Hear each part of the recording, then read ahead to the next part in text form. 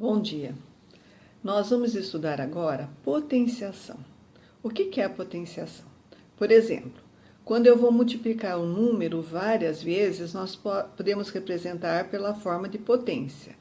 Se eu quiser representar, por exemplo, o 2 multiplicado 6 vezes, é 2 vezes 2, vezes 2, vezes 2, vezes 2, vezes 2. Não seria isso que a gente colocaria no papel? A gente pode representar de uma outra forma.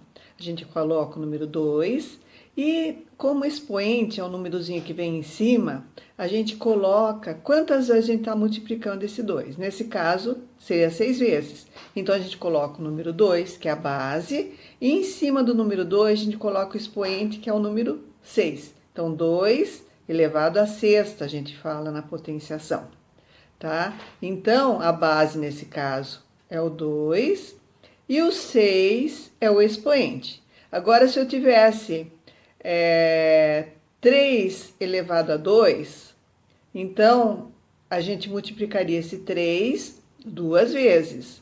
3 vezes 3, que é igual a 9. Então, a representação é 3 elevado a 2. A gente fala até ao quadrado, que 2 a gente fala quadrado. Então, agora, a potenciação também tem alguns casos especiais de potenciação, tá? Então, quais são esses casos? Então, por exemplo, todo número diferente de zero, não pode ser zero, elevado ao expoente zero vai ser igual a 1. Por exemplo, se eu tenho 2 elevado a zero, vai ser igual a 1. Se eu tenho 3 elevado a zero, é igual a 1.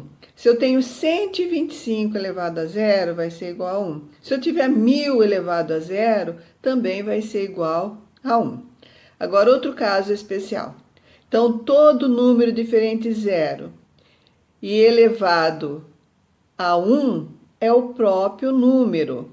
Por exemplo, se eu tiver 2 elevado a 1, vai ser igual a 2. Que esse 1, o expoente está dizendo que nós vamos multiplicar esse 2 apenas uma vez. 3 elevado a 1 é igual a 3. E se eu tiver 1000 elevado a 1, vai ser igual a 1000. Agora, outro caso é quando eu tenho a base zero. Quer dizer que eu tenho o número zero elevado a um expoente, que pode ser o 5, o 12. Então, qualquer número que eu tenho zero elevado a qualquer outro número, vai ser sempre zero. Por exemplo, 0 elevado a 5 é igual a zero. 0 elevado a 7 é igual a zero. Ou 0 elevado a 1000 é igual a zero. Porque se eu multiplicar 0, 0 vezes 0 dá 0, vezes 0 dá 0, e assim por diante, tá? Então, isso é a potenciação.